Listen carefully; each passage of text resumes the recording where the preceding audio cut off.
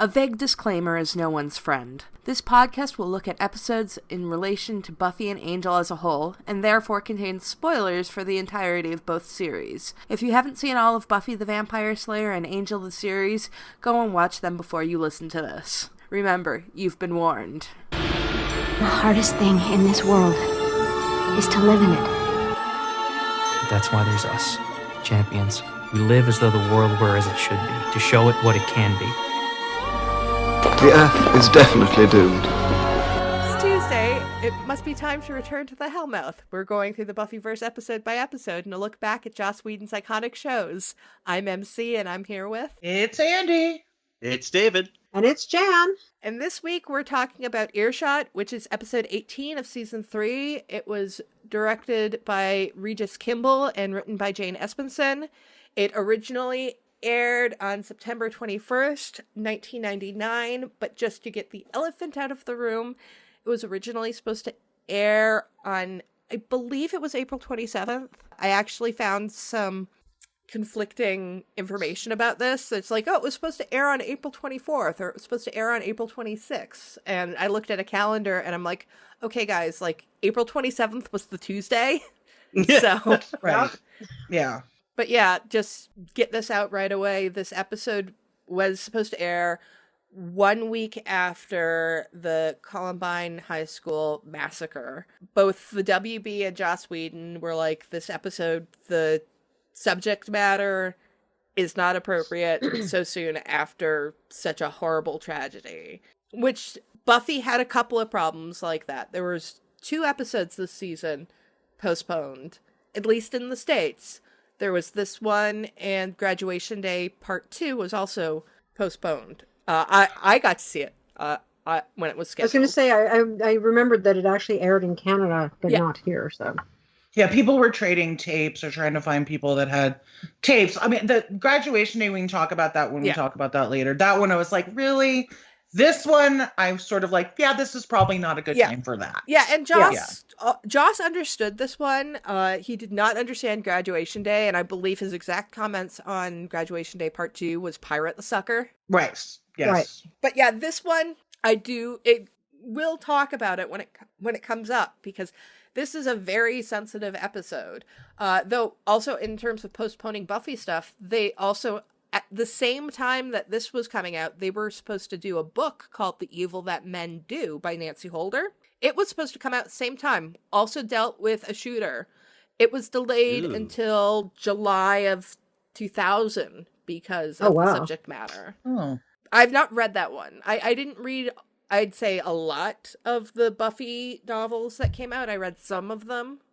I didn't read many. I read the Tales of the Slayer, which are all short stories, and I love those, and I highly recommend those. I found them all on used on Amazon Marketplace or something, and actually have them all again now.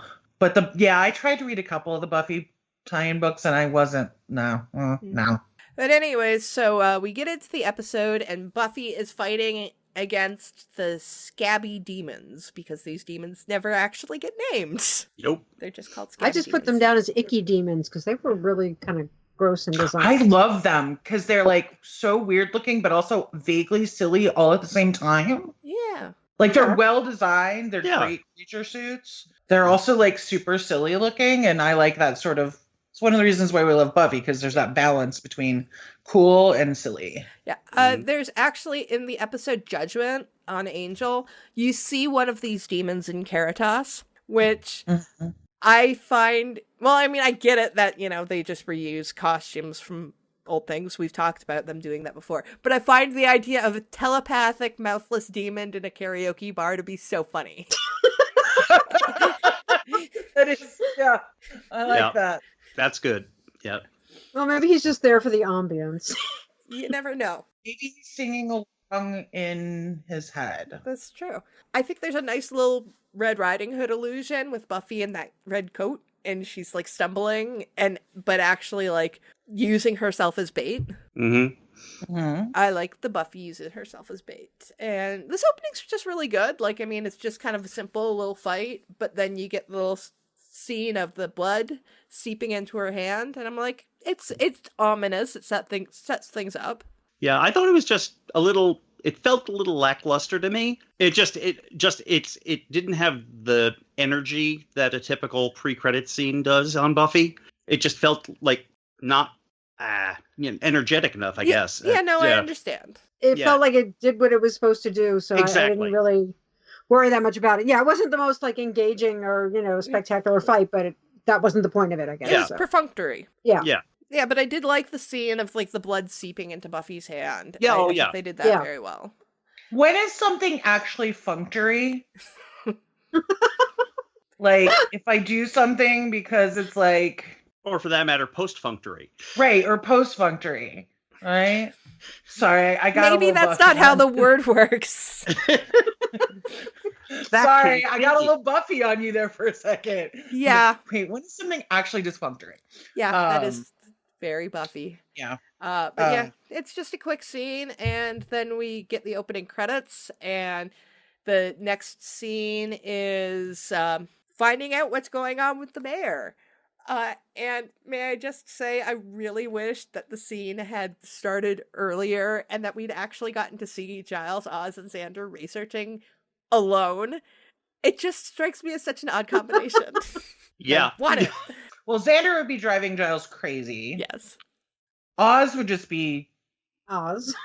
Giles would be appreciative of Oz just being Oz. Okay, I mean, I'll put this out there now. I mean, I'm sure I'll be mentioning it many times over this episode, but Oz is so good in this episode. Like, Fabulous. He's so fabulous. I think Jane particularly gets Oz's voice. You know, that's interesting because I listened to her commentary and she said he's really hard to write for. But, and she might have actually said that Joss rewrote a good deal of Oz's stuff. Okay, well, I mean, I know that Joss did rewrite a good deal of this episode.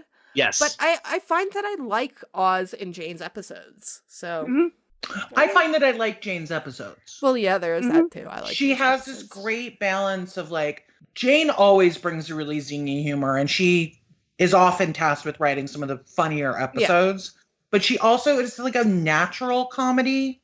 She leans into that natural comedy and wit, and everything is still really sincere while being just a little more funny. And I do think that she is really great at separating character voices and making people sound different. Yeah.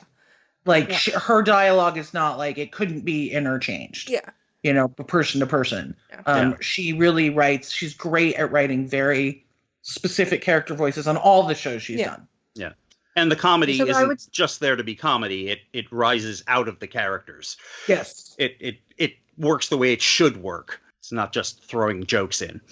Yeah, and I think in this episode, especially, everybody's voice is like very true to themselves. Like everybody's very, very themselves as compared to like what Andie was just saying about, being interchanging dialogue. I think everybody here just shines in general. So Joss did do a rewrite on this, and he did write 2 specific scenes. And when we'll get to them, I'll mention them. I know this episode does have a commentary by Jane Espenson on the DVD, which I unfortunately could not watch because my season 3 DVDs, one of the discs is broken, and it happens to be this one. Aww. oh no. Oh, I did watch it with the commentary. It was interesting. And this is another Oz moment I'm going to mention, but not really an Oz moment. But when Willow and Buffy come in, I really love the casual affection between Oz and Willow. And for some reason, I noticed it in this episode more than any other. There's just a lot of them touching each other, just like for no reason other than the fact it's like, hey, I like you. Willow tends to do this with her love interests, I think, more than any of the others, where they'll just casually touch when they're not the center point of the action. Like Buffy and her love interests, they tend to only be affectionate when it's the centerpiece of the scene, where it's like they're having a romantic moment. And I've never... Xander and Anya seem to mostly be about fighting with each other. But Willow and Oz, and then later Willow and Tara, are always kind of very affectionate with each other, even if it's not like a centerpiece. I wonder if that's an Allie thing. It might be. I'd have to watch How I Met Your Mother again to see if she does it with, like Marshall a lot. I think they do. It might just be like Allie's Not like, actors always bring a little of themselves to a character, and she might just be someone that's like very affectionate with her romantic partner. Yeah, and I mean, even if she doesn't do it on How I Met Your Mother, it could have just been Allie was like, "This is the kind of character Willow." Or Willow, Willow is this kind of person that wants to be.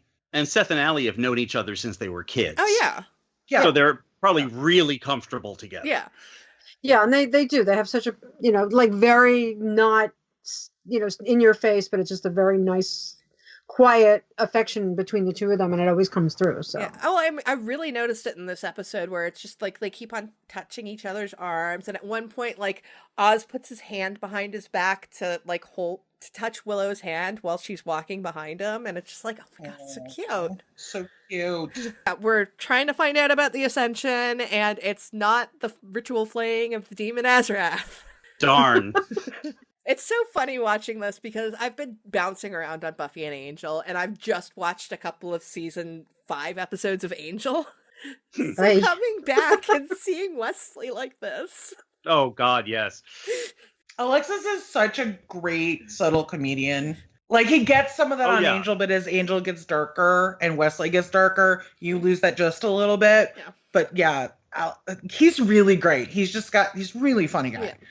Yeah. Can we talk about the clothes in this episode? Because like every third note of mine is how cute Buffy looks. Oh, Buffy looks me too. Through the entire, I think this is the best she looks in an episode.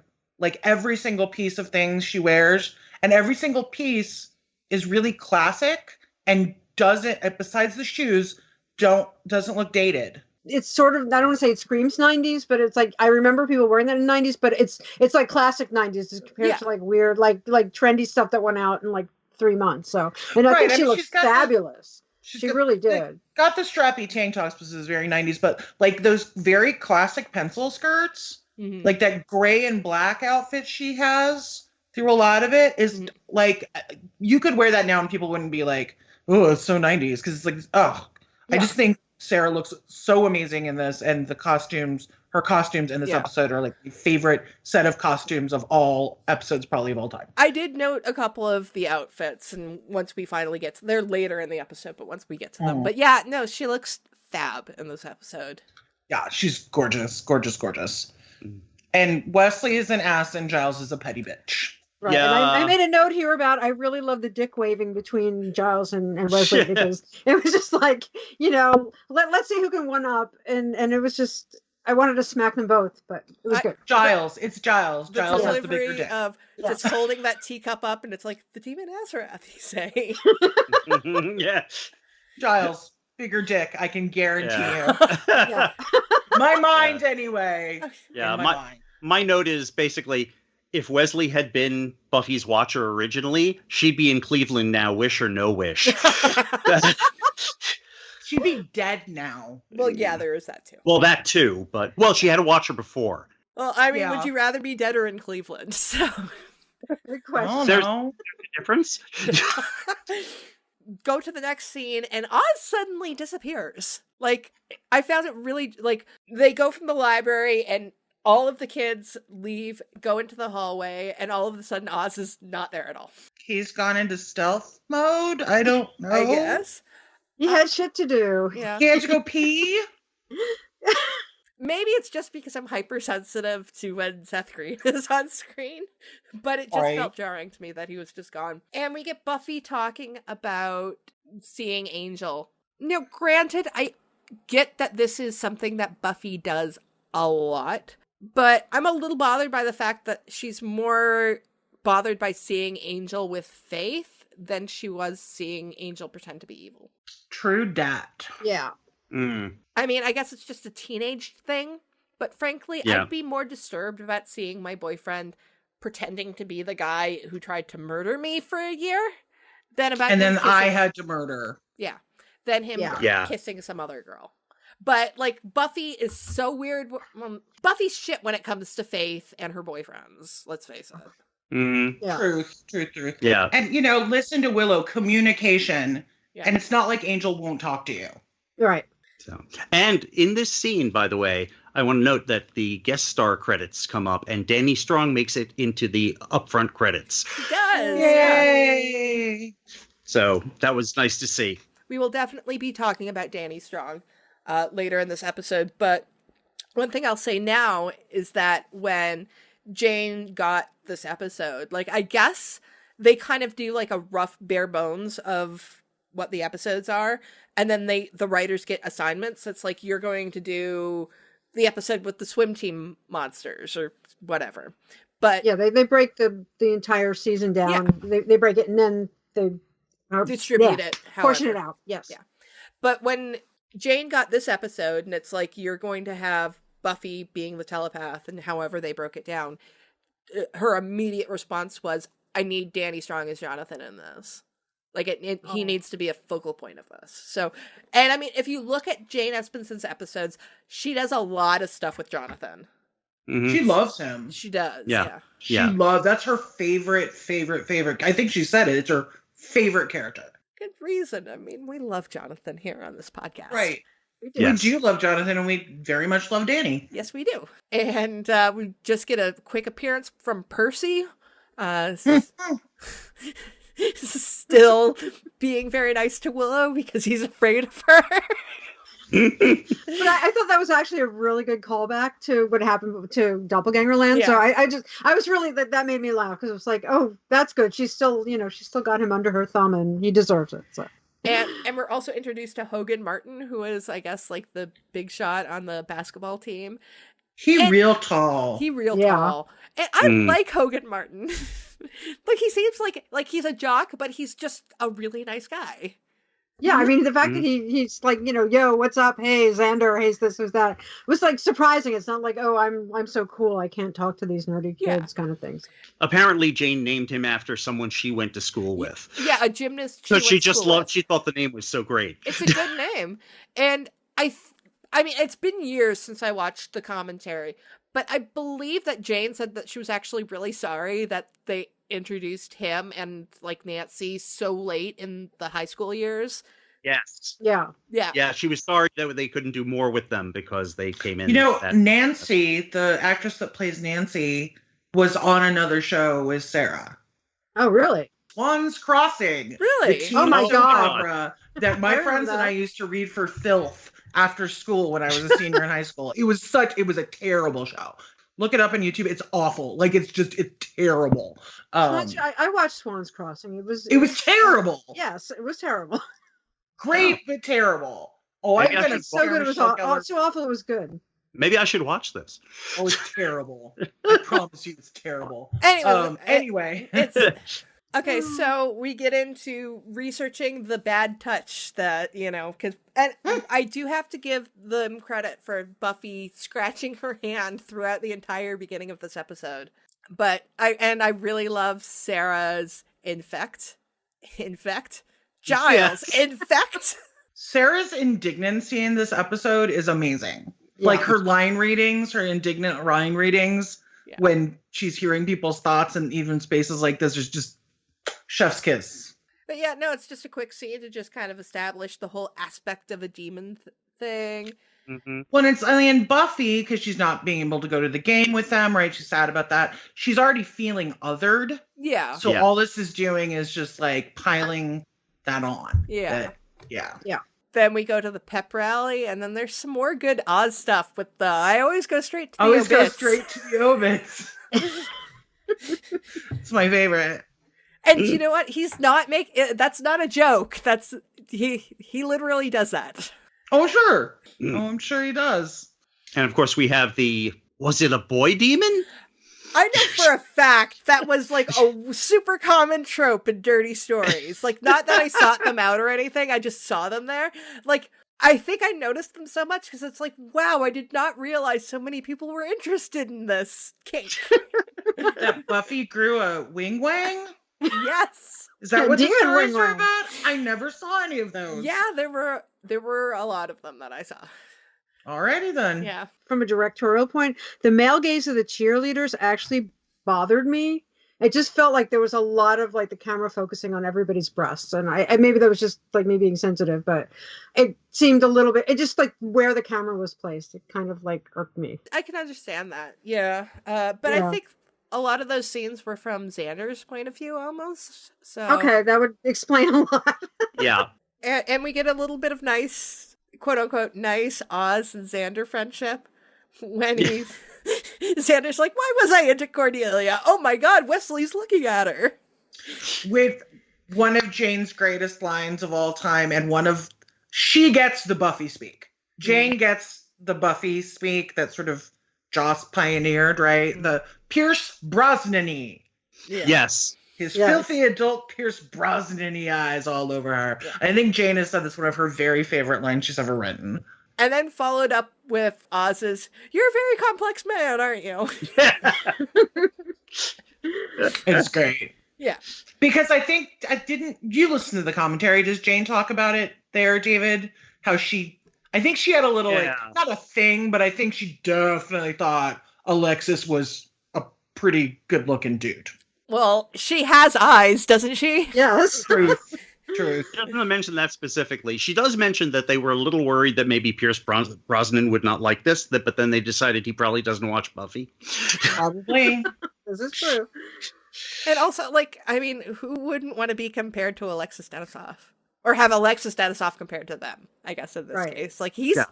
Right. I mean, also, who wouldn't want to be compared to Pierce Brosnan? At this point in time, Pierce Brosnan was... he's still a pretty good-looking older guy, but this was like my mother loved Pierce Brosnan. Wasn't this peak him James Bond? This was his post Remington Steele Bond time, so it was a big deal. So after the pep rally, we get to Buffy looking for horns and not seeing Angel in her reflection. And this is one of those scenes, this is a very casual scene where it's I understand why Buffy and Angel, apocalypses aside, I can understand why they would never actually work as a couple.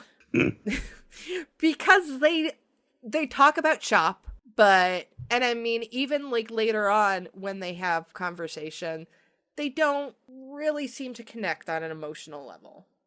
Wow. I got the total opposite in this episode. I thought Angel was actually a pretty good boyfriend in this episode, trying to really communicate with her, and she's just not having it.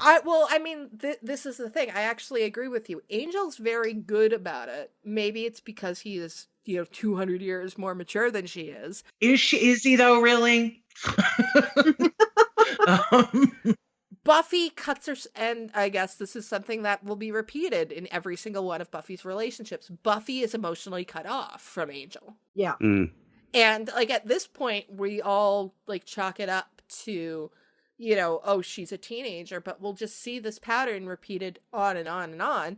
And I think Buffy romanticizes her relationship with Angel, but the same problems she has with Riley and Spike later on, she has with Angel. I think Buffy is emotionally cut off from a lot of people a lot of times because she's a child who becomes a young woman who is living with terrible undiagnosed and untreated PTSD at all times. Oh, well, I'm not saying that there's anything... I wasn't trying to say that saltily. I'm just... Basically, if you look at the whole therapy session and conversations with dead people, Buffy talks about this with Holden, about how she has problems connecting, but I do think that this is kind of an early sign of how Buffy and Angel, even if the vampire thing wasn't an issue, I don't think that they would have worked out. Yeah, no, I don't disagree. Me neither. Yeah, it's always trying to psychoanalyze Buffy. Yeah, I try to think, what would their relationship be based on other than work? Well, that's why they're fine talking Chop here, but Buffy is not unable to talk to Angel about her actual feelings. Yeah, it's work and just lust, attraction, lust, whatever, but there's not a lot of stuff in common after that. But after that scene, we get the gang at school. Again, the line from Oz, about the expression. I felt one coming on, I won't lie. Just Seth Green's delivery in this episode is just so fucking good. Oh, Seth's terrific in this episode. Yeah, this is just... He gets these little specific things to do, but they're perfect. Yeah.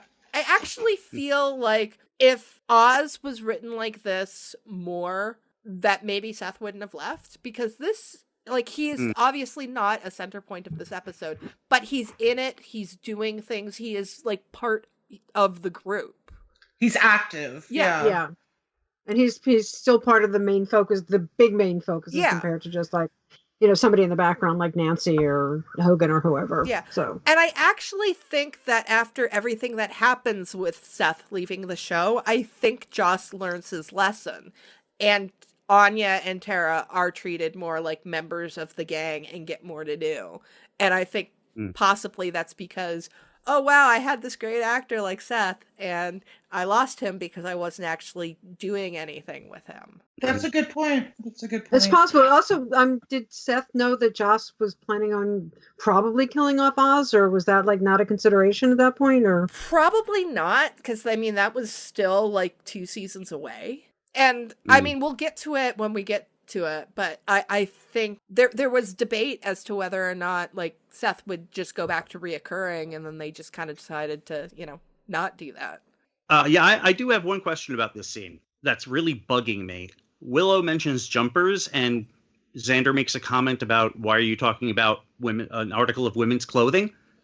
What does that mean? He's talking about ladies, the jumpers, like the kind of outfits that you wear. I actually had a note about that. Some American versus British. Right. Well, that's what I know, is that a jumper is a sweater, and I'm like, that's not female. That's no. The female jumper is what Brits would call a pinafore. It's like, it's basically like the dress that you wear over a sweater or over a blouse. That's a skirt. Yeah, jumper has 2 different meanings depending on which country you're in. Yeah, a jumper in America is a skirt with like little overall type things, and in the UK a jumper is a sweater. Okay, that's why I was confused. Yeah, I was actually wondering which one Xander was referring to, and I was like, no, he must mean the dress. He definitely means the dress. The only Oz line I don't love in this is the were-dog comment. It just seems odd. Well, he was trying to like wonder if it was one of his people. Who knows? I had the shirt that Willow is wearing with the kitty cat, except mine didn't have the glitter sparkle in the middle. Aww. Yeah, it was super cute. I was super cute in it, just so you know. And I was so happy when I found it. I found it at a thrift shop. Nice. And yes, again, it didn't have the like silver glittery in the middle, but it was the same little cat character. And I was like, oh my God, Willow. And I wore it even though it was pink. And we finally get to Buffy finding out what aspect of the demon she's gotten, because she hears Xander ask if Cordelia and Wesley have kissed. Okay, sure. Let's not go too deep into that question. But I actually, when Buffy starts exploring being a telepath, I like the scene when she's walking through the hallway. I don't really want to go into the mechanics of how telepathy works, because... Oh, yeah. I'm not sure they know either. They're just kind of like, No. This is definitely, like, scene-specific to telepathy. Yeah. It seemed like all the boys' comments were horn dog comments, which I get, because teenage boys, but it was like, why... I'm sorry, teenage girls are just as like horny and like nasty, and why was it only the boys that seemed to be giving all like the perfect comments? So. No, actually, there was one girl who did say, "Look at his butt" at one point, and okay, yeah. But I think in the first scene, it was like mostly just like, oh, she's got a beautiful body and da-da-da. And the girls are just like, oh, I don't know. Did I study for the test? And I'm like, oh, come on. Teenage girls are not like that. I don't know who Jane Espenson knew, but I know what my friends were like back then. No, there were a couple. I'm sorry. Have you met me? I'm not even a teenage girl anymore. Well, yeah. And I'm always horn dogging on somebody on this program. Yeah. But also like teenage girls, I mean, we all wrote, like filthy fanfic when we were that age. So it was like, it's not like we were like pure and prim and proper. So. Well, no, I think that probably she more hears the boys stuff because it's funny. It's the rule of funny. Yeah. It's like, it's funny to hear that. But yeah, no, I definitely agree. It was kind of, I guess they had to find like a funny thing for like all of the characters. Like, cause mostly the horn dog comments you hear are from Xander. A couple of the guys, yeah.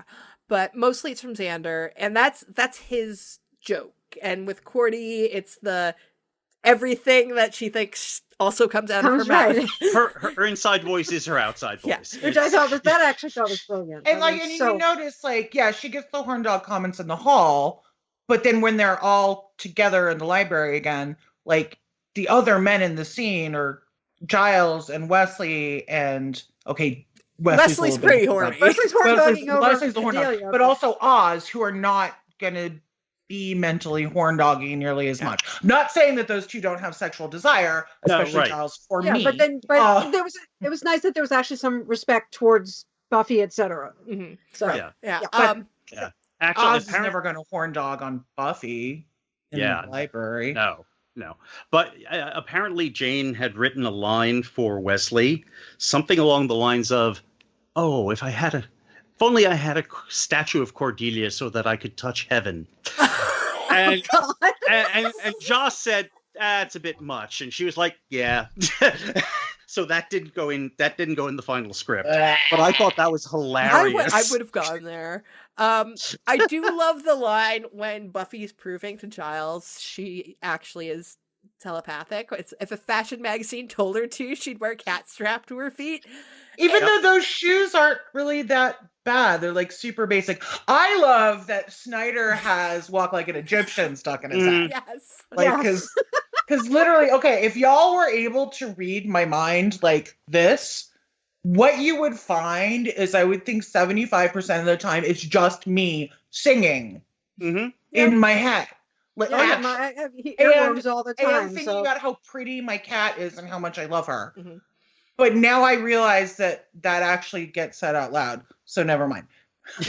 Wait, never mind. Because I basically just spend all day long going through dozens of songs in my head and singing them out loud as I walk around the house. Well, I mean, one of the things I didn't bring up about, I kind of said, let's not get into the, how the telepathy actually works, but let's get into how the telepathy actually works. But actually, in real life, the way thoughts work, telepathy would be completely useless because people don't think linearly. It's like when you think you're thinking, if you try to think about what you're thinking about, things will be linear. But that's not actually how brains work. So most brains, they are just little snippets of, random songs or, oh, my cat's adorable, or did I leave the stove on? Just these little things that are all kind of punched together. So if anybody was trying to listen to it from the outside, it would just be garbage. I suspect I could hand wave an explanation for that. But you're right.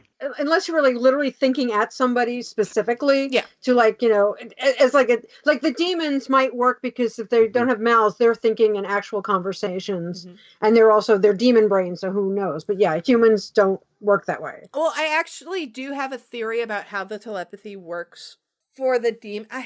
It's weird. I had this written for a later part of the episode, but I'll mention it now. In later episodes, forms of telepathy actually do work on vampires. There are a couple of scenes. They're at least able to take in. I can't remember the exact situations, but there is some instances of vampire telepathy. So the comments about Buffy not being able to read Angel's thoughts doesn't really ring true to me. But I have a theory about why she can't hear it. I think Angel's being pretentious about the whole mirror thing. Who would ever think that Angel would be pretentious? Never. No. Well, he's a funny guy. I love that line reading, by the way. But the demons are telepathically linked to members of their own species. That's their form of communication. Oh, you're so smart. And so Buffy can only hear other humans. So that's why she can't hear Angel. And why humans are overwhelmed by it, because there's so many humans. Meanwhile, there's only a couple of the demons. So, and also it's their natural communication. I always wondered why she just didn't go to Crawford Street, because at least if yes, eventually all the voices from the world are coming at her, but instead of going home to your mom who has thoughts, I mean, not that Angel doesn't have thoughts, but you know what I mean. Go to be with Angel, because at least he could take care of you without you being recruited by him. Drive a half an hour of town and hang out with Angel for a while until you figured it out. Oh. Yeah, but right now Buffy is enjoying having these thoughts, and so she's going to use it to her advantage in class while learning about Othello, which, funnily enough, I am actually studying right now in my university class. I haven't actually started to read it yet, but it's coming up on the syllabus. So I'm oh, maybe I should make a note of Earshot so that I can go back and watch the scene. I just throw that out. I did think Just when they were talking about reword what Buffy says into your paper. Just like a little bit of plagiarism. Who, It's me? fine. the one thing I thought was interesting in terms of just big foreshadowing or for the season is when they were talking about, that Iago is kind of like Othello's dark half, and I'm like, oh yeah, let's make this a metaphor for faith, just in terms of reflections, etc. So I'm just glad that what they said about Othello wasn't utter bullshit. Right. So Well, this is one of the scenes that Joss wrote. Okay. They went. Of course through, he did. He's the Shakespeare dude. Yeah, they went through several itinerations of it as to what they were going to be studying. I believe it was supposed to be a history class, I Yeah. think. It was a history class, and then they went through like several books or plays. I think Catcher in the Rye was going to be one of them. Yes, that was. But then Joss is like, we got to tie things back to Buffy and her emotions, so we've got to have it be Othello because this is how she's feeling about the whole angel-faith relationship. And just a small thing, this is our first scene with Nancy Doyle. Am I the only person who thought that Nancy Doyle was originally supposed to be Wishverse Nancy? It's just they couldn't get the Yes, actress I've back? always thought that. Yeah. Always. I mean, the actresses even kind of look alike. Like, Yep. to the point of I actually did have to look up to see if they were the same person. Like, they don't actually look alike, but like it had been long enough. They're blonde women. Yeah. Well, no, Nancy is brunette. In Oh, I don't The know. Wishverse. I always thought it was the same person. Yeah. no, it is. They are different people, and Well, I know that now, but Yeah. at the time I was like, wait, is she the. No? Yeah. What? they Yeah. have similar facial structures, and I thought that any difference between them, it's just like, oh well, maybe it's just because like in the Wishverse everybody was dressed down, so she looks different now. But yeah, like I really thought that it was supposed to be. So maybe they are the same character, and they've just like had to get a new actress. So wouldn't be the first time. So No, that's always been my kind of. I thought the exact same thing for years. Buffy uses her skills to impress the teacher with her knowledge on Othello by quoting her own thesis. With the teacher's knowledge of Othello. Yeah, yes, basically be spewing back her own dissertation. That was I just thought it was really funny. Well, that's the best way to impress a teacher is by having their exact, same feelings. Oh my God, you agree exactly with my theories. Yeah. Yes. You are brilliant. And that wonderful moment where after like Buffy's answered 2 questions and Nancy's just looking at her, she finally like, is there anything race? just so she can get it in before Buffy can open her mouth. Yeah. So we get Nancy, and we also get Freddie, who is, the really moody writer for the paper, who is another character that damn it, high school's ending Me too too. soon. Yeah, he should have been Yeah. around more. No. 'Cause he I was mean, fun he's in his absolutely so pretentious. Like, I wanted to punch him a little. Yeah. But, like, Breadcrumbs. I'm going to write that down. Okay. like, so deep. You're talking about how pretentious he is. All I could think of is like, oh my God, I would have so had a crush on him when I was in high school. I certainly I was probably him would in high have school. too until he opened his mouth. I would have thought he was like I would've smart gone and out. deep. Yeah, I back would have gone then. out. Yeah. Freddie. Yeah. We would have listened to The Cure together. Yeah. Because he looks like the type. Yeah. Yeah. I also look like the type, so I'm not saying that as a bad thing. But Yeah, and I was at that point in my life. I was like assistant editor of our literary magazine, and I wrote for our newspaper. And I was pretentious writer girl at that age too. So yeah, I totally not see as it. pretentious as Freddie. I can guarantee you that. Yeah, I was nerdier, but I tried. That's what I'm saying. I would have gone for very him. because- unself-aware, pretentious. You can tell just from the little bit, Yeah. After Buffy has gotten all of the insecurities stirred up in her again, she decides to go to see Angel so that she can use her powers on him. And yeah, I like Angel in this scene. I have to say, in the second half of this season, I like the way Angel is written because I think they're finally really starting to create who Angel is as a character. He's no longer... They're trying to push him past being Buffy's boyfriend into being an actual character in preparation for being on his own show. Yeah. And David can actually act at this point. There is that. Yeah, he's And looks really good. I'll in look this. good in that tank top. That too. Because I'm always the horny thirst trap, okay? We know this. Yeah. It is my role on this podcast. Horny. I do want to point out that at the beginning of the scene, Buffy's kind of a jerk. She's a big jerk. Well, no. But I have a specific... She does not close the curtain when she enters the room. She leaves the sunlight just streaming in. Well, she doesn't want him running away. She apologizes when she comes in, right? And the sunlight. And... She apologizes for like that, but then she doesn't close the curtain.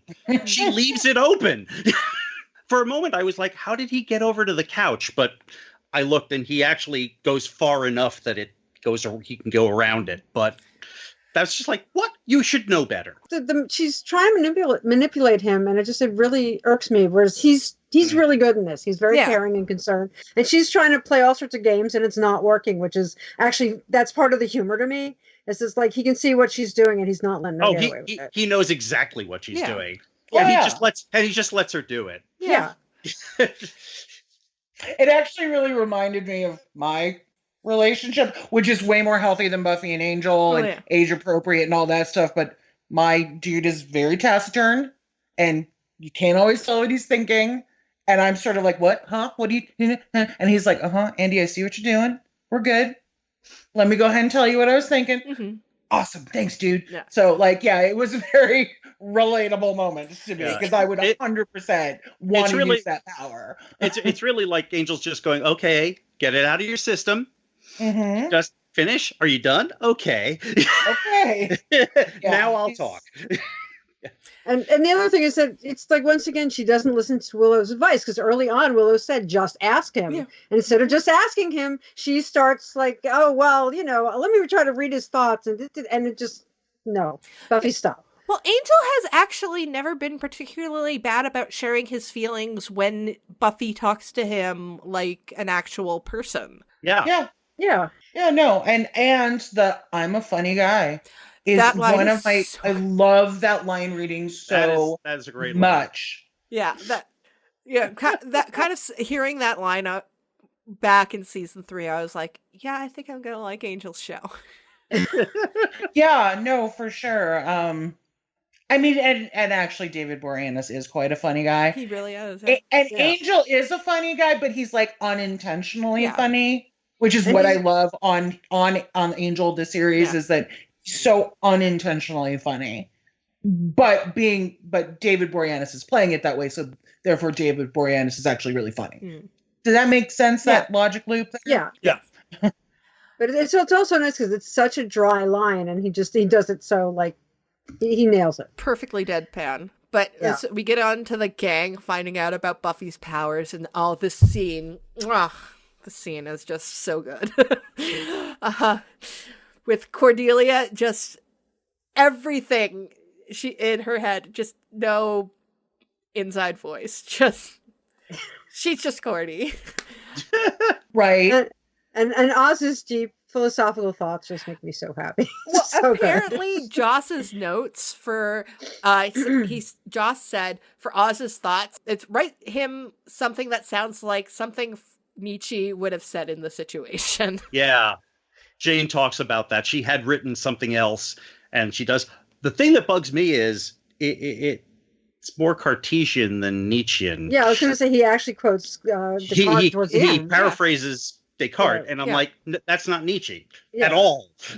So what's the line? It's something like, she thinks, therefore we are. Exactly. And it's like, okay. No, we think, therefore she is. Therefore she is, right. Well, it's Descartes. Renee Descartes was drunk in fart. Yeah.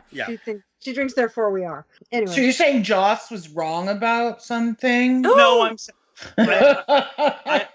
saying that what got written was not quite not specifically what he suggested.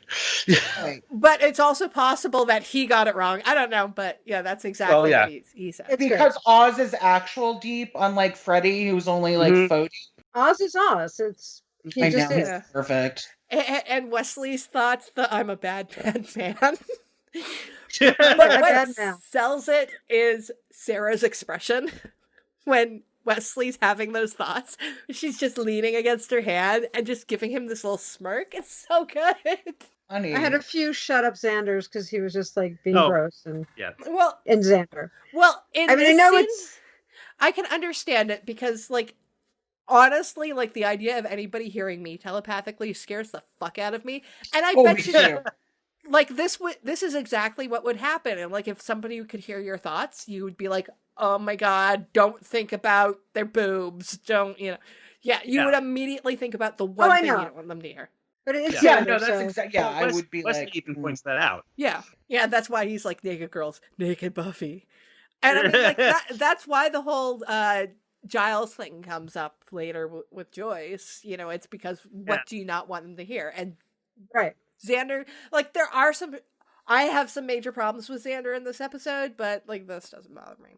With this storyline, you can't avoid it. Yeah, Yeah, it's Like, just that is what perfectly in they're gonna do character. with It's just Xander. like I would be thinking the same thing about Buffy that Xander is thinking about Buffy in that moment because I'm a horny old lady. nah, I'd be thinking about Giles and Wesley. So. Okay, I would also be thinking about Giles. At that point, Wesley would have bugged the crap out of me and I'd wanted to slap him, but I would certainly be thinking it about Buffy, Oz, and Giles. I was gonna say, Or Emma. excuse And me, Courtney. Oz is in that room. Like, what is wrong with you? Yeah. We start to realize that this gift isn't that great because the gang just completely scatters. So it doesn't really work out too well. And Buffy ends up going to the cafeteria. And we really get what's going on. And I love the way that this is shot. Did you have your hand? Yeah.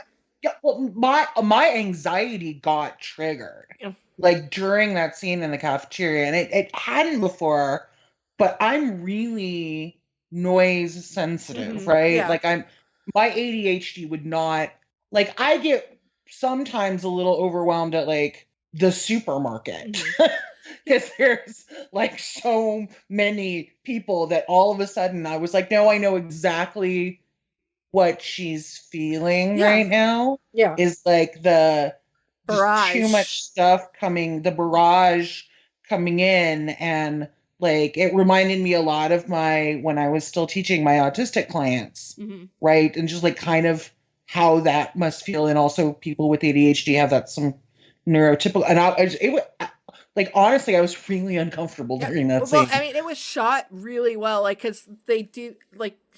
It's almost claustrophobic the way they framed Buffy because she's holding her books. She's all curled up on herself, but the frame's really tight. And in the background, all you can see is bodies of people.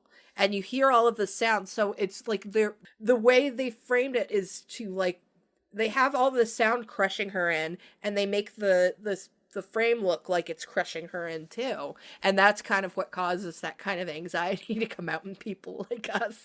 100%. That was like my Walmart nightmare. Yeah. Like that scene was like me at Walmart at the wrong time of day. Yeah. Oh, and while I'm thinking about it, shout outs to the sound editors on this one. Yeah, Oh my definitely. gosh, Yeah, they did beautiful job. No one ever says nice things about the sound editors because they just don't think about them. But in this episode, they are a big part of why this works. Absolutely. Yeah, sound so editing is one of those things where it's like if it works well, you don't notice it. It's only when like it goes wrong and then it's like, what were they doing? But yes, no, definitely shout them out. Yeah, because I was going to use the word, I wrote down claustrophobia there too, because it just really, like, it works really, really well. I didn't find it anxiety producing for me, but I could see where somebody would. So, and then my other note is Jonathan. Yeah, So. we do get this nice little moment of Jonathan, and oh my god, just his thoughts of she doesn't even know I'm here. Yeah. Oh my heart. I just wanted to like give him a hug right then and there. I love Jonathan. Jonathan's like one of my weak spots. So, not in a romantic way. Just I love Jonathan. So, yeah. I don't know. I might go there romantically with Jonathan. Like, I'm a huge. Back then, I was a huge nerd. Like, I was as much of a nerd as he is. So yeah. I would definitely go there At that romantically age, yes. Danny Strong. Well, yeah. I mean, like, don't know about Jonathan, but I would definitely, because Danny Strong is wicked smart and witty and an incredible writer and a really cool dude. So I would 100%. And of course, they also do like dress him down like a lot. They, put him in these oversized clothes. They spray him down so he's always looking sweaty. Yeah, his hair, like his haircut and complexion everything. is terrible. Yeah.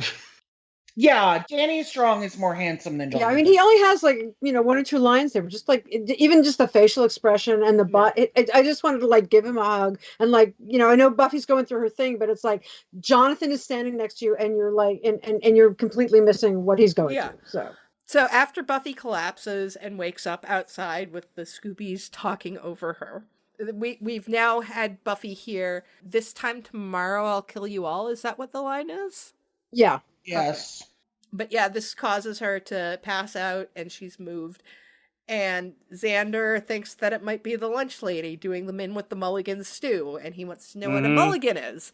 A mulligan is a stone soup, but a stew instead. It's basically whatever you have thrown into a pot. It was created by homeless people during the Great Depression. Okay. Thank you. Yes. The more you know. Yeah. It was named Mulligan after, it was Irish homeless people. So. Yeah, that makes sense. Yeah. Yep.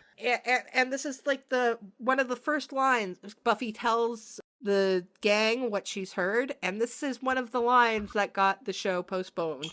Where Xander's line about idly taking out the school with a semi-automatic. Yeah, and there's the other line that got to me was Oz says, bordering on trendy? It's bordering on trendy now. And I just was like, oh. I mean, and especially it's more loaded now than it was then, but it still was like bad. I was kind of curious because when he said it's trendy, I would have thought that someone would have said that after Columbine. And I in fact looked it up, and Columbine had the largest school shooting death rate of like the 2 years previous. I think honestly, if it was actually more popular back in those days, they wouldn't have made the comment.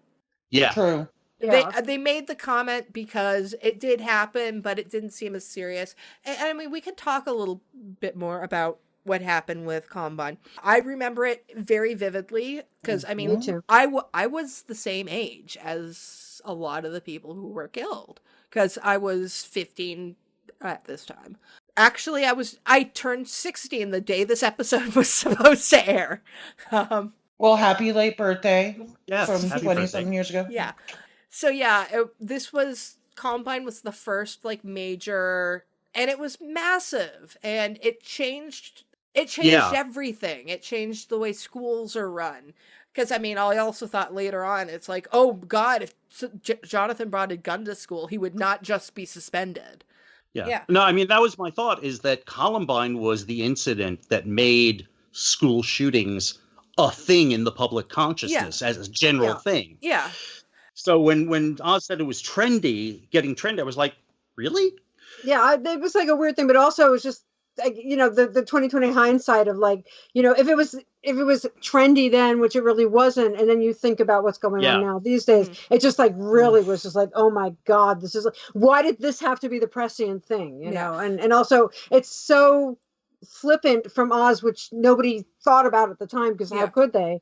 It just like really hit me badly. Yeah, I mean, I was an adult when Columbine happened, but I, having been part of the nerdy bullied culture, etc., it like resonated a lot with me and my adult friends then, and also the fact that we were kind of counterculture, and the fact that it weirdly affected people who were like goths and kind of offbeat because wearing black and trench coats, and it got totally like misunderstood in terms of who and what actually perpetrated the shooting. I definitely think the trendy comment would not have happened, I mean, obviously afterwards, but if it was actually as common as the joke, because I mean, that's what the joke is, that it's bordering on trendy.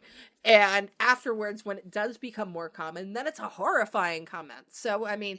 Oh, it is horror. I remember watching this when it finally was released, going, oh yeah, there's a real good reason why they needed to pull this episode. No, it definitely, like, and it's really... And no one will ever talk about school shootings the way that the dialogue here does ever again. Yeah. Like on television. Like it just would never, like after this moment in time, these lines will never be written in any show ever again. Yeah, this was such like a weird like confluence of events that this should happen when Columbine happened, which really did change the way people look at media, look at schools. It it affected so much. Yeah. But just to get back onto the episode, because I mean, we did skip a little bit. When Buffy first gets her powers and she's talking to the gang, she's saying it's like I'm walking into all of these different worlds. But now that we're starting to have the turn, suddenly she's saying all of these strangers are walking into my head. So we had kind of this nice juxtaposition with Buffy. That is a nice juxtaposition. Yeah. Yeah, well, I think initially she thinks she can control it too, Mm-hmm. and it's not. And then all of a sudden, it's controlling her. Yeah. So she loses control. Yeah. So yeah, it flips really nicely. But the Scoobs are going to go investigate, and then Buffy goes home with Joyce. And I just have to say before we get into that, when it comes to Buffy's pajamas, brown cow stunning. Yeah. Yeah, that was just the first thing that came into my head Buffy when I saw Buffy's pajamas. Always Brown cow has stunning. cute. Brown cow stunning. But cow Buffy stunning. always has the cutest pajamas. Always. She does. That's like a characteristic of Buffy, having cute pajamas. Yeah. I don't know anybody who wears pajama sets like that, but Buffy rocks them so hard. But... Oh, I used to buy cute pajama sets just like that because I wanted to be like Buffy, but they were like not that comfortable. So I went back to just sleeping in a damn t-shirt. I always find them to be too warm. Well, time of year would, depends, but certainly in Sunnydale, I would think they'd be warm. Even in this time of year in Canada, I get too warm in pajama sets. Oh. But then we have the most important part of the scene, that you had sex with Giles. You had sex with Giles? Like twice? Right, on a police car. And I have to say that particular scene made me extremely happy because I'm going to put in a plug for my essay in Outside In Takes a Stab, which was band candy. So it's like, this was like the shoe drops. This is like the punchline to my entire essay. Yes, and I'm happy, it's a brilliant callback. Yeah. And I remember up until this episode, I didn't think Joyce had sex with Giles. Yeah. I thought they just like made out a bit on the car. Like I never thought but apparently they did. Well, apparently this is why Jane put this in the episode, because she had a lot of people say that they just thought that Joyce and Giles had made out. And she's like, what are you guys crazy? Joyce hit that. I mean, why? Yeah, I mean, she'd be stupid not to. Yeah.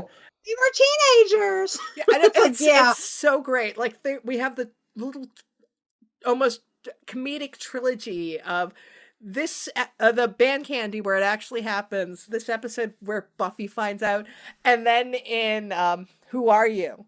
One of my favorite Eliza deliveries. Yes. My mom thought you were a stevedore in bed. What's a stevedore? And I'm mentioning that now because we're still like a season away from that. But it's great. No, that's also one of my very favorite. Yes. Mm-hmm. And I love Joyce's thing, right? Like just before Buffy reads it, she's like, "I have laundry." It's just like, and you're like, "Oh, your daughter's really sick, and you have laundry. Why are you so obsessed with the laundry?" There's a lot worse things in people's brains that she could have found out about. So there's her finding out, okay, mom had sex with Giles. Well, gross for Buffy, not in general, because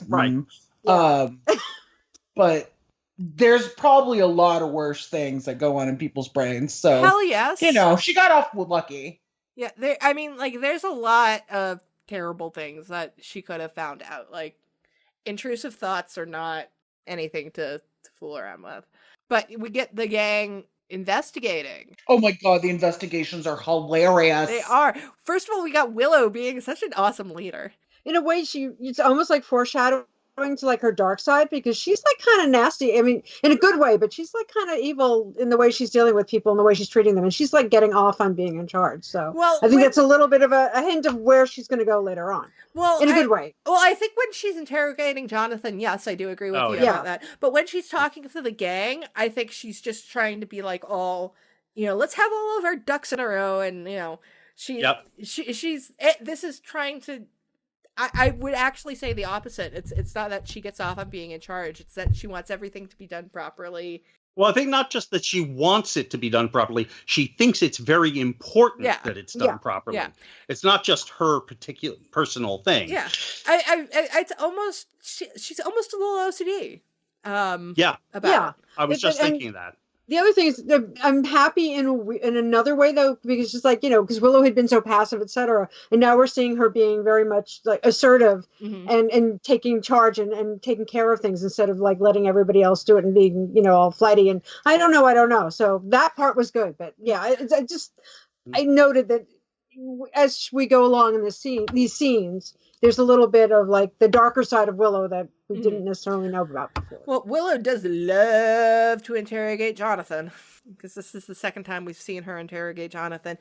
And I feel like, I'm not trying to blame Willow or anything, but I feel like what Willow said to Jonathan might have pushed him over the edge. I feel like she was treating him fairly not nicely, and just what she was saying to him might have convinced him. It's like, oh, well, I should do this. Because I don't think Jonathan had made the choice yet. Because, obviously he didn't have to. He only has to make the choice by the next day. And I'm like I said, I'm not trying to blame Willow for it, but I could see it being a contributing factor to Jonathan's mindset. I think that Jonathan probably on and off definitely had ideation for quite a long time. Oh, yeah. He knows where to get a gun. It's not like he went out and bought something. But it could have been that just spark to be like, well, remember those plans I made and how I look, know where my dad's gun is and how to get into the... I don't know. It's just so... It could just be such a small thing to set somebody off to why they finally decide to try and do something like that, which is why I think that the Willow scene might have contributed. But on the funnier side of thing, I love that Oz is the only one who actually uses the sample questions. Yeah, and I like that this Logan, is it Logan? Hogan is like really thinks about it. And like his persona so far in the episode, just the little we see, is this very jovial, very nice guy to people, like the jock that's like that. And he actually is probably on the inside like, well, yeah, I do worry about disappointing people. And then just the visual of that guy standing next to Seth Green. Oh my god. Yeah. Yeah.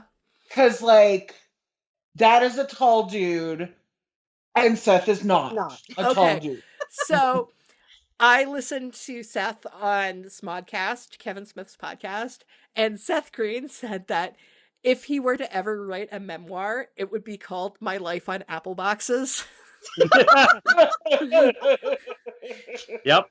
Which, for our listeners who don't know, Apple Boxes are what actors stand on to be in screen with somebody if they are particularly short or if the other person's particularly tall. So basically, every movie Tom Cruise has ever done with a love interest, he was constantly on an Apple box. Yeah. Robert Downey Jr. on a lot of Apple boxes. Oh yeah, standing next to in like every episode of Doctor Who on many boxes because she's like 4'11" or something. So, short people and also if somebody's particularly tall, even if you're normal height, just to make sure that they're not cut off heads or whatever. So just to make sure they're all the same frame. So. There's a famous incident on Hitchcock's Notorious where Claude Rains was much shorter than Ingrid Bergman. Really? And yes, I knew he was short, but I didn't realize he was shorter than Ingrid. He's shorter than Bergman was, and so as not to make him look shorter, they had to. I'm sure they put him on a lot of Apple boxes, but there's one scene where they're walking towards the camera, so you can't use an Apple box. So like. If I remember correctly, they literally had like a plank he was walking on, and they raised it as he walked, so that he would be at a standard height, commensurate with Bergman as they walked towards the camera. There's also like a Monty Python episode where they're shooting a film of Scott in the Antarctic, and there's a whole thing about somebody standing on a box and then the other person being tall, and they have to so he's standing in a ditch, and it gets it's Carol Cleveland. I played Lady Macbeth in a ditch. I think one of my favorite was actually on the first X-Men movie. Both was it James Marsden and Hugh Jackman are basically the same height, but Wolverine is supposed to be like a foot shorter than Hugh Jackman actually Everybody? is. Yeah. So they put James Marsden. Yeah, it's James Marsden. Marsden. On an apple box. So that they would actually like look like the correct height. So afterwards, Hugh Jackman sent James Marsden an apple box, and he was like, "So you can reach your sink." But and then things move on further, and this is where I first went, Xander sucks. They are dealing with something super serious here. They think somebody's going to shoot up the school. And he's trying to pick up girls. Fuck you, Xander. Like, yes. I mean, okay, Cordelia's blunt, but at least she's trying. It's for the yearbook. Right. And it's also, are you going to kill everybody? Because she does not want people to die. Xander's suddenly thinking with his dick again. Yeah. And we see that a lot from Xander in this episode, where it's like, Xander, like, this isn't, okay, it's not world in peril, but it's your world in peril. Like, this school is going to be hurt from a very real thing. And this is actually kind of what makes this episode terrifying, is that the supernatural elements in it are really background. Yeah. The major problems with this are all very real world. Like, we've stripped away the metaphor. Like, there's a school shooting happening. There's somebody trying to commit suicide. This is stuff anyone can deal with. Which is why this episode is so good, because this is a dark episode, but it's also super funny. I love this one so much. In retrospect, the real world problems are even more real world than they were at the time. So yeah, it's like very heavy duty. But Buffy is just overwhelmed with all of the thoughts that are happening, and Giles and Wesley are trying to, figure out what's happening. And is this our first instance of Burke? I made a note of that, so I was wondering. I like how we're all Anglophiles, so we're all like, he said Burke. Now, Yes, right? Yeah, like how to get naughty words through the censors when American censors don't Josh know. loves to get naughty words through the censors with his English characters. Yep. He loves it. Yeah. Like his favorite thing. Yeah, and so I had a big giggle. This one is particularly like, for our listeners who don't know, Burke is Cockney rhyming slang. It is short for either Berkeley or Berkshire, depending on... I think it's Berkshire, Berkshire Hunt. It's Berkshire Hunt, yeah, usually. Berkshire It could Hunt. be Berkeley Hunt, yeah. Yeah, and so... Which rhymes with, yeah. Starts with a C, and there you go. Well, I'm Buffy, you'll always see you next Tuesday. And the funniest thing is that, like, in the UK, it's loaded, but it's not. I mean, it's in Harry Potter. At one point, somebody calls, like, Percy a Burke. Oh, yeah. Yeah, which is like, wow, I was amazed she got away with that over there. But yeah, well, I think Burke is less charged than the actual word, and the actual word in England is not as charged. Yeah. Exactly. But in the US, that was a big, like, stood out, and I had a good giggle over that. And I actually think, like, even in the UK, the C word is also, it's changed, like, in the last couple of years, I think. So, I mean, because I think a lot of people's feelings about it are getting a lot more serious. And as we're in a more global community. So, yeah. But we get some fight with Angel and Scabby Demon number 2. Like, go good getting that heart there, Angel dude. Except he doesn't actually get it yet. Yeah, he's working on it. Because he runs off after the demon. Well, way to be proactive, dude. Yeah. And the more Buffy being tortured by her thoughts, not really, just kind of Sarah getting to thrash around in bed in, brown cow stunning pajamas, which I don't know. I would probably be a good day at work. I don't know. One of my favorite scenes of the investigation. Of course it is. I immediately went, Larry. Yeah. Emcee's gonna love this. Larry. Well, I mean, it's like, we have not seen Larry. So, like, we saw him kind of in the background of the cafeteria scene just to justify this scene. But I love this scene. I want to go to the alternate reality where Larry lived and Xander was the one to come out. Because they seem like they would be such a good couple. Except Xander's an awful human. Well, maybe if he like realized that he was gay and got together with Larry, that he would have been a better human. Yeah, I get a little bit of like no, excuse the expression, but like no homo vibes from like Xander again. But I love Larry. Like Larry is being like, very supportive and trying to be helpful and caring, and Xander's just being a dick. So I said, I love wrote, Larry. I'm glad you're out there living your truth, Larry. Yeah. Yeah. He's like, Good I'm so for him. out. My grandma's setting me up with guys. But I thought that was so cute. he's Yeah. just he's such a different. He is the same character, but he's such a different character than the one we first met. When he's, like harassing women and just being like a total jerk, he seems so much more comfortable in his own skin and like such a nicer guy. And I love the way he's just trying to help Xander come out, like just like giving him advice on how to do it. It's like I really do think that Larry had a crush on Xander. I think so too. Maybe. Yeah. I think that Wish First Larry totally had a crush on Oz. Did we talk about that in that episode? We did. We Yes. did. So that's I mean, we probably didn't talk about crushes. We talked about how they might just flat out be together because That's Oz true. is That's right. Oz yeah. is queer. Like that's just a fact. Oz is like, sure, I like you. You like me? Let's do it. Yeah. I actually, this has nothing to do with this episode, but I'm going to mention it anyways. But in my watching of various all over the place episodes of Buffy and Angel, I ended up making a tweet the other day where it was just like, when I was growing up watching Buffy, Willow was my favorite character, but I realize now I just want like Tara and Oz to run off together and be queer best friends. Yes, a nice queer platonic relationship. Yeah. Yeah, for sure. Yeah. Actually, I want Tara and Buffy to run off and not be queer platonic. I just want them to be super queer together.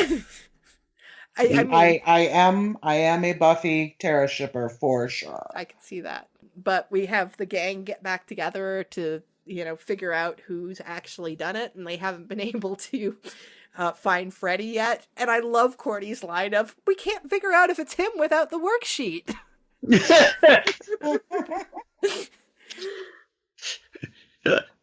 Yeah, that's Cordy. Yeah.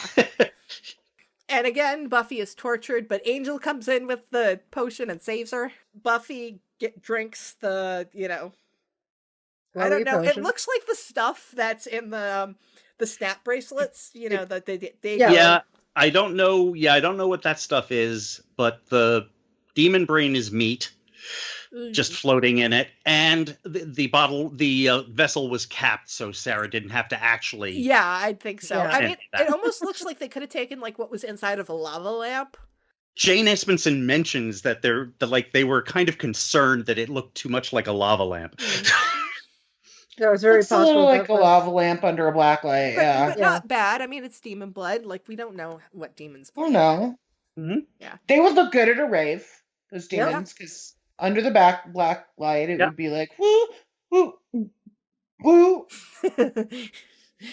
And then the Scoobs confront Freddy about it, and Oz's reaction to the review just She's like, it's fair. It's fair. That's fair.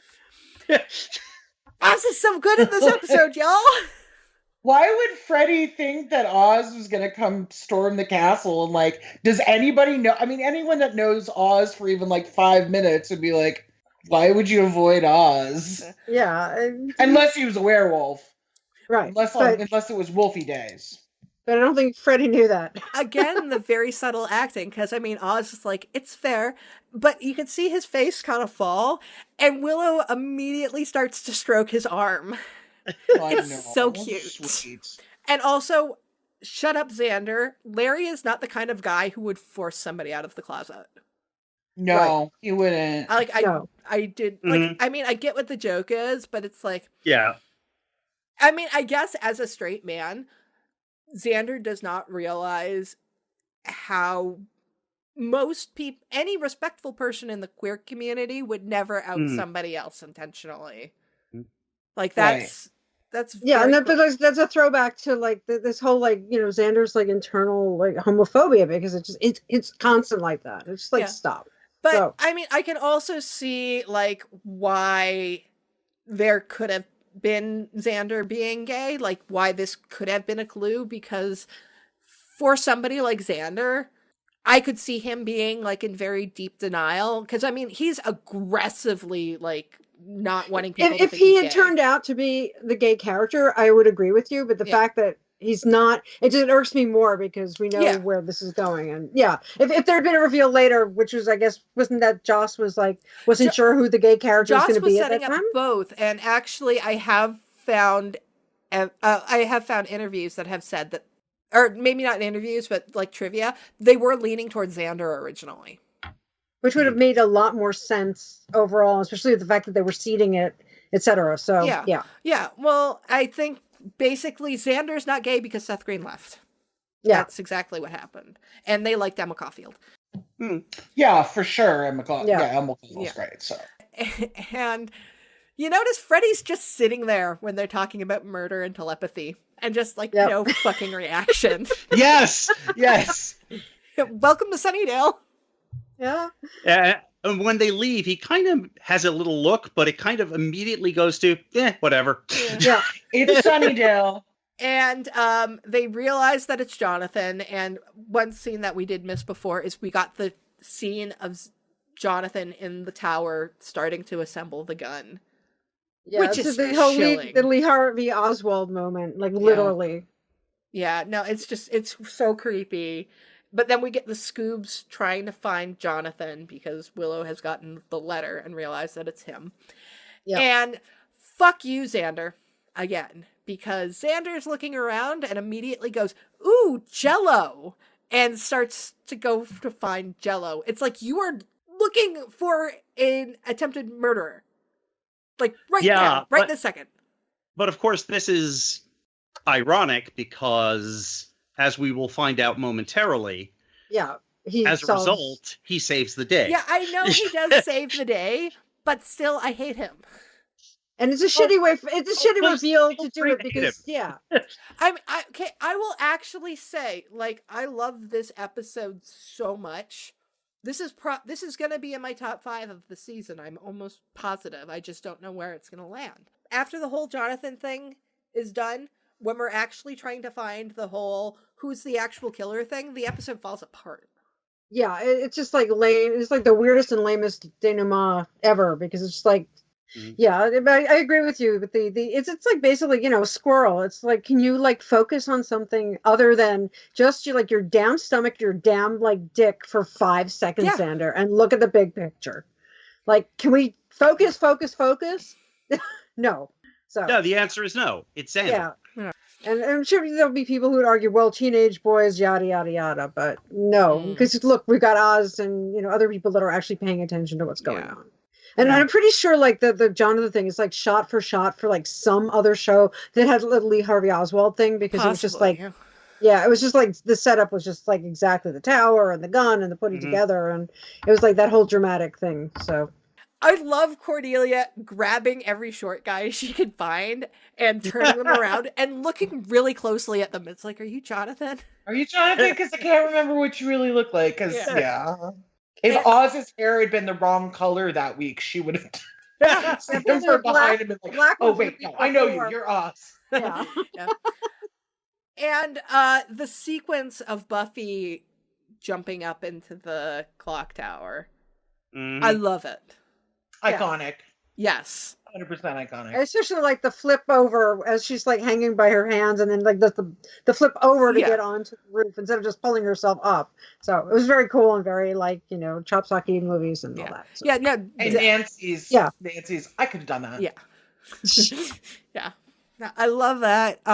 So we get to the other scene that Joss wrote. And I think that will shock nobody that Joss wrote the scene of Buffy and Jonathan talking. Really? Yeah. I mean, I'm sure Jane probably like had some contribution to it, but from what I hear, Joss did do the bulk of it. I get the feeling she did write a scene and then Joss rewrote it, but he may have rewritten it so much that it was no longer anything to do with. Yeah. I just thought like Danny was amazing in this scene. Danny brought me to tears. I had a couple of like issues though. First of all, it's like for somebody who's had like suicidal iterations myself, but not that kind. It's like that gun, like trying to commit suicide with like a long power rifle with the scope and that's like, what? Yeah, I'm not making fun of anybody, but that's like really hard to do. This is why handguns are like the number did one think of that. reason for Yeah, it. I It's thought like, of that I did too. too. I think everyone's thought of that when they watched this episode, but they my chose- assumption assumption is that's the easiest gun he could get hold of. Yeah, that's how I'm explaining it in universe. Obviously, they picked that gun for the red herring of it. Yeah, for sure. But my thought was always like, that's like a hunting rifle with the, like, his dad is a hunter and he knows how to get that gun. Yeah. His dad does, whatever. Weirdly enough, it makes me think of The Breakfast Club. I don't know who's familiar with that movie, but I haven't seen it. Anthony Michael Hall's character is in detention because he brought a gun. He brought a gun to school to kill himself, and it was a flare gun. Yes. Okay. So that's kind of like the whole thing of, I guess it was the only gun that Jonathan could get, but also like there's so many questions like, why did Jonathan decide to do it at the school? Well, he decided to do it at the school because he has to for the episode to work. Right. But yeah, why the clock tower? Because drama and all that. But it just like that was the one thing. And I love the emotion of it, but kind of at this point, logic starts to. Yeah. I really hate when I can't find a Watsonian explanation for things. It is my least favorite thing in. Well, I mean, suicidal ideation is not logical, so that's my Watsonian interpretation. Oh, there you go. Because I mean, I know people have committed suicide with rifles, etc., but it takes a whole like Rube Goldberg setting up and setting, lines and this and that, and generally not in a clock tower at school. But and I think, regardless of whether Buffy had come to the clock tower, I don't want to negate Jonathan's pain and his feelings that he wants to end his own life, but I don't know ultimately if it would have happened. Yeah. I'm not sure. I mean, also like. Maybe the reason for doing it in the clock tower is because so much of Jonathan's thing was nobody knows who I am. I just fade into the background. Maybe, and I mean, let's face it, suicide is a very selfish thing. Maybe something in his mind was, if I do it here like this, nobody will ever be able to forget me. Oh no, that's 100% that makes sense. Like that actually is, yeah. No, I've always ascribed that sort of motivation to Jonathan. It's like, okay, you didn't notice me? Fuck you. I'm going to make you notice me. Yeah. I mean, I've never really thought about it because I've never deconstructed this episode before. I mean, I love this episode, and this is one that this would be one that's so easy to pluck out, but I don't because I love it. It does very much stand alone, but it's such a great episode. But I've never broken it down, so I've never really thought about what were Jonathan's like motivations for what he did. But I did always think that the rifle was silly, but I guess I thought that this is what he was able to get. Yeah. I always thought that dad was a hunter or uncle was a hunter or someone. Yeah. Because that's obviously, and then also, like his thoughts aren't logical. When you're in that place, he's not, there's no logic. So the Watsonian explanation for it being illogical is when you're in that place, nothing is logical. Yeah. So there you go. Yeah. From the perspective of someone who, did psychology stuff, that's what I would tell a client or a patient is like, I know nothing feels rational right now. Yeah. And the scene is, Danny Strong is good, Sarah's good, the writing's good. What I love about this scene is how Buffy is not coddling Jonathan at all. Mm-hmm. Yeah. She's treating him very realistically. Just, it's like, things suck for you. Things suck for everybody. And like, we don't notice that you're there. She's not trying to pretend that she's his friend. She's not being, it's like, no, Jonathan, we all love you and want to keep you around. Right. She says, honestly, you're right, Jonathan. I don't think about you. Yeah. One of my favorite moments is when she goes, I could have taken that from you at any time. Yeah. And he's like, I know. The two of them have really good chemistry. I mean, and that's like that moment to me. It's like the thing is, as you say, she's not coddling him. She's not playing to flattery or whatever, and she's being honest. But she also doesn't go the route of just kicking him in the face and taking his rifle. Yeah. Yeah. She's like, I could have taken that. Yeah. And he's like, I know. And so she really does. She doesn't insult him either way. She just, for once, treats him like a person. Yeah, and I do like to reveal that, I mean, which obviously is going to tie into the not so great ending, but when it turns out that, no, he's not going to go mass murder everybody, he wants to kill himself, that's like a really good, like, punch. Yeah. Because the way it's That been is a set punch up, in the gut. It is a punch in the gut. Jonathan's the Scooby that never was. And I know, we we say that a lot, and it does... He does have such a good chemistry with Sarah, and I was thinking about it the other day, not because of this episode, but actually one of the episodes I watched was Superstar. And I'll probably bring this up again when we get to Superstar, but I feel like, and I'm not trying to shade the Scoobies, because I love them, but I feel like if Jonathan interacted with Angel Investigations after Superstar, he probably would have become part of Angel Investigations. Oh, that would have been sweet. That's just kind of like, I feel like Jonathan is that sort of damaged person, and I'm sorry to use the term damaged person, but just kind of like this outcast misfit that I feel like he almost would have fit in with Angel Investigations better than with the Scoobs, who, let's face it, are kind of full of themselves. Yeah, I love them, but they can be, for sure. They're very cliquey. They're very insular. Because I mean, even like the only people who really get passes to come into their little group are whoever the members of the Scoobs are banging, and even then, they're still outsiders. Yeah. Also, Jonathan was the Scooby that never was because Danny Strong auditioned to play Xander. Yeah. Oh wow. And they didn't give it to him, but they liked him so much that that's how he ended up in the unaired. Because Danny Strong is the only one. Pilot, is in the unaired pilot. Yeah. And so and they decided to go a different way with Xander and make him less. They got the like Hollywood homely, Hollywood homely, Hollywood geek, person. Yeah. And of course, they did the same thing with Willow.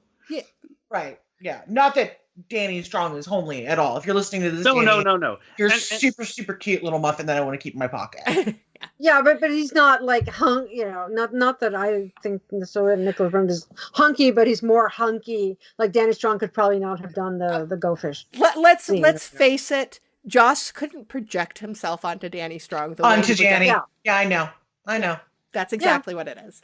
Bingo. Yeah, but this scene's so great, but then the episode starts to kind of fall apart because we realize that Jonathan wasn't going to kill himself, and so that there's somebody else out there who was going to say that everybody was going to die, and Xander goes to the back to get some Jell-O, and he finds the lunch lady who looks like she's out of a cartoon, like in her little lunch lady outfit, with her cartoonishly sized thing of rat poison, dumping it into... Yeah, it's like a Bugs Bunny cartoon. It really is. The gear shift here is nuts. It's like really emotional scene, and then this. Yeah. It's literally Acme rat poison. The episode goes off the rails, and they have that. I mean, granted, I think the scene of Xander like looking scared because he's being caught eating Jell-O, and she's caught like poisoning them.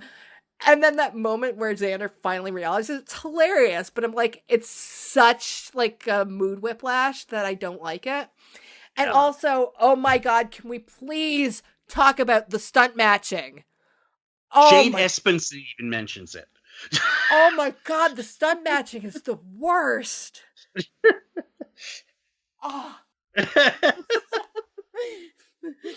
I do feel for the lunch lady. I don't, because she's trying to be a mass murderer. Yeah. But like when I was working retail, I swear I was the lunch lady in my mind some days.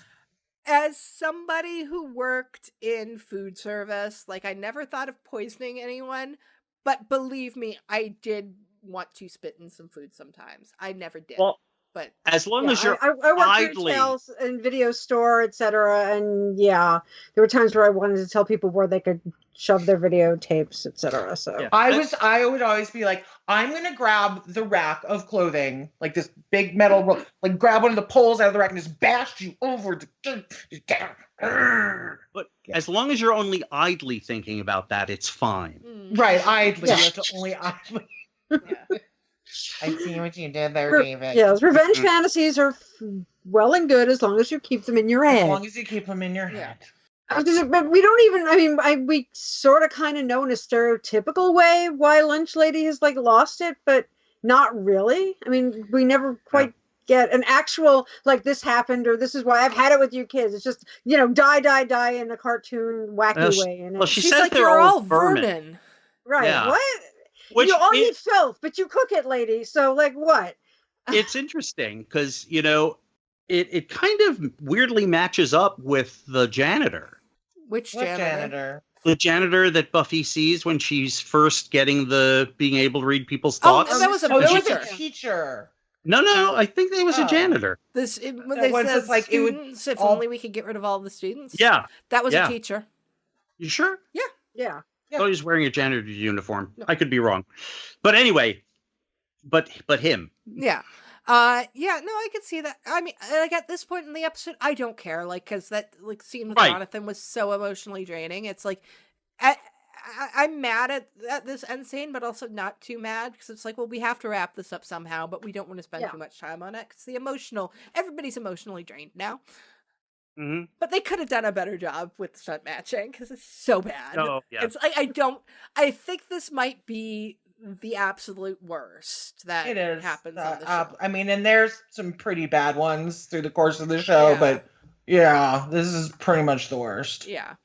But then we get a scene with Buffy and Willow briefly, and then and Giles, and I just have to say Buffy's outfit. Mwah, oh my no. god! That white skirt and like the sheer bottom part, and oh my god, yes. Yeah, With the so good. shoes and It's very 90s boots, but gorgeous.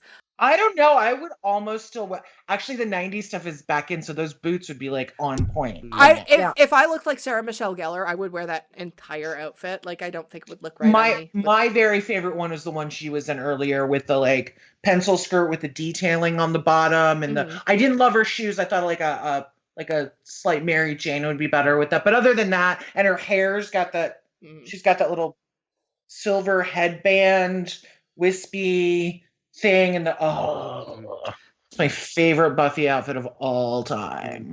Well, it's funny you should mention her outfit here because Jane Espen's comment was, "I don't know what's up with that skirt." I love that. See, I liked it.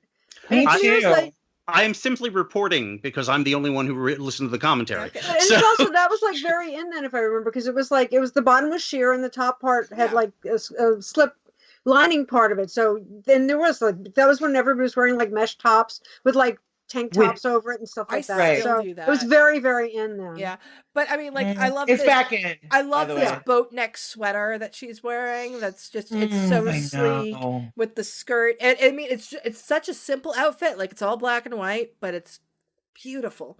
Yeah, the It's to wardrobe die people for. in this It really episode is. just like perfect. We're burying the lead here. Yes. On But the then end. she's talking to Giles and She's talking to Giles, and well, first of all, wow, this was so done in early 1999 because Jonathan only got suspended for bringing a gun to school. True. Mhm. It is the post-Columbine, like the pre-Columbine, post-Columbine mindset. Like, because after that, that's when like you couldn't even bring fake guns to school. Like, and metal detectors and all sorts of shit started yeah. going on. So yeah, because if this episode had been written a few months later, then it would have been like Jonathan's kicked out of school, and obviously that would have been heartbreaking because then we wouldn't have gotten the scene with Jonathan at the prom, and that's such a beautiful scene. But yeah, that did just stand out to me as wow, this is really dating you. And the most important part, Buffy calling Giles out on sleeping with her mother. And then him running into a tree. Yes. Which was apparently Anthony Stewart Head's Tony threw that in. He was surprised they kept filming. Hilarious. Like, it's So the good. perfect button Yeah. on that. I'm just like, and the way she says, if you're not having sex with my mom, and he's boom, Bam. Yeah. Yeah.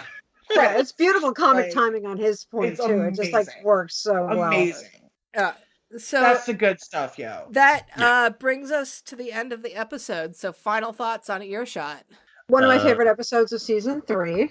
And just wow. It even with the down the stuff, the nitpicky stuff, it's still like a really fabulous episode. Yeah. Yeah. Pretty much. Yeah. My only two thoughts are kind of off to the side. Like, do we have any idea what they do with demon bodies once Buffy kills them? I assume bury. Well, I think in The Wish they said that they needed to bury it because they don't go poof. But that's actually the reason why they put in the vampires going poof, because they didn't want it to be a. There is a scene in. Is it the way where she's complaining about having to bury some kind of demon, and then like there's another one where she's just like. But I mean, like one where she talks about like I do the slaying and the boys bury the something. That's the way that was always... when they were digging up bodies to see if there were parts missing. There was some. Right. Okay, that's okay. I was raised to believe that women have the babies and men dig up the corpses. Yes. But like so because she's all alone when she kills this demon, does she then have to like find a phone booth and say, "Okay, guys, come on down, bring your shovels"? Well, considering how big the goddamn Watchers Council is, they should have somebody who's on cleanup. They should, but I don't know if they do because we all know the Watchers don't. Council is useless. Yeah, we know this. But like now I have like visions of like, Buffy having to drag like, demon bodies for miles, like by the arm or something to then dump them on, Giles' doorstep or something. Yeah. Here. Funny bit of trivia that has absolutely nothing to do with Buffy, but this is why the car in Supernatural is an Impala, because its trunk is big enough to hold a body. Absolutely. There you go. That is why.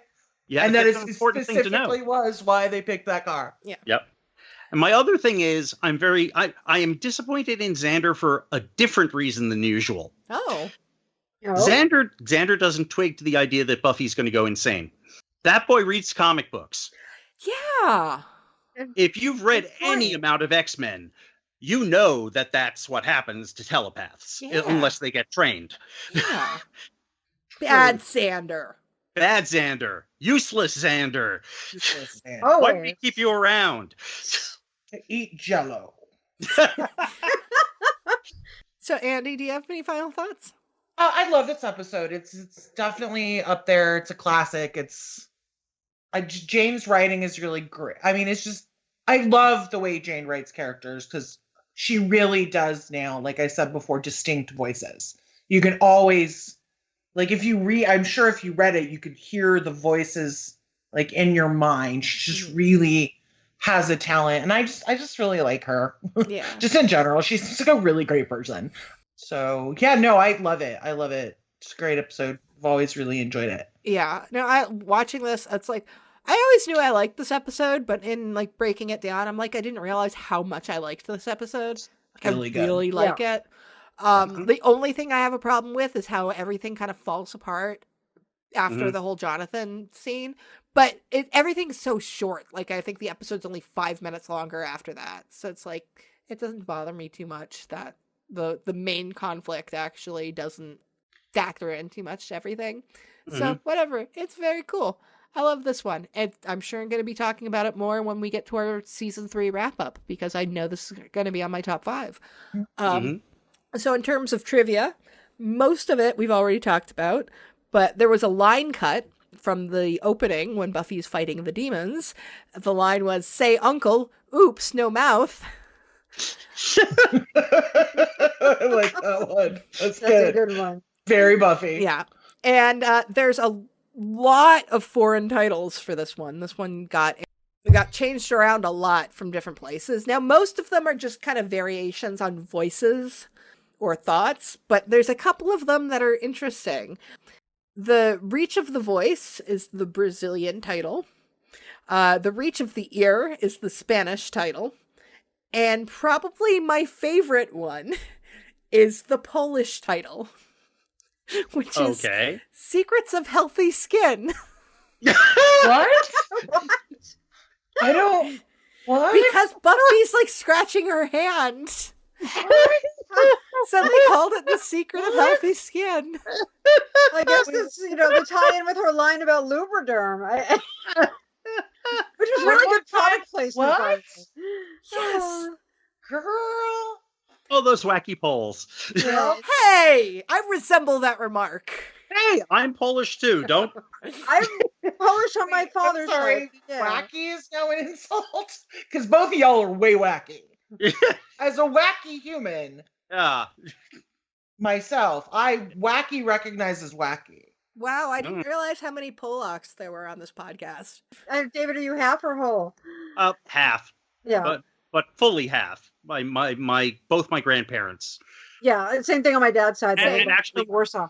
My dad was Polish when he was born, even though he wasn't born in Poland.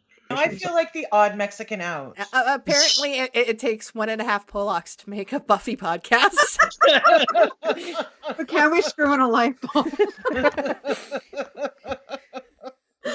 You need to ask Logan if she's Polish. The music in this episode was all Christoph Beck. Mm-hmm. Yeah, nothing was titled. It was all just, original score from Christoph Beck. So, but I mean, we always love hearing Christoph. He's so good. He did do some really nice stuff in this episode, but yeah. So I think that brings us to the end of this episode. One we all really like, and I think next week we'll have some feelings about the episode because next time we'll be reviewing choices. So until then, grr arg. Grr arg. Grr arg.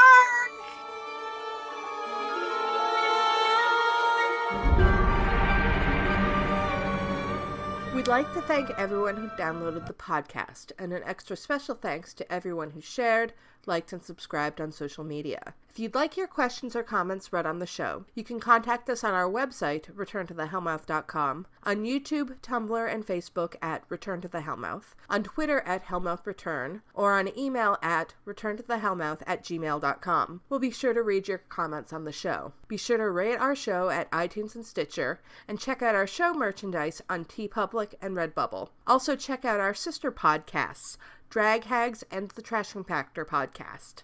See you on Tuesday. Grr, arg.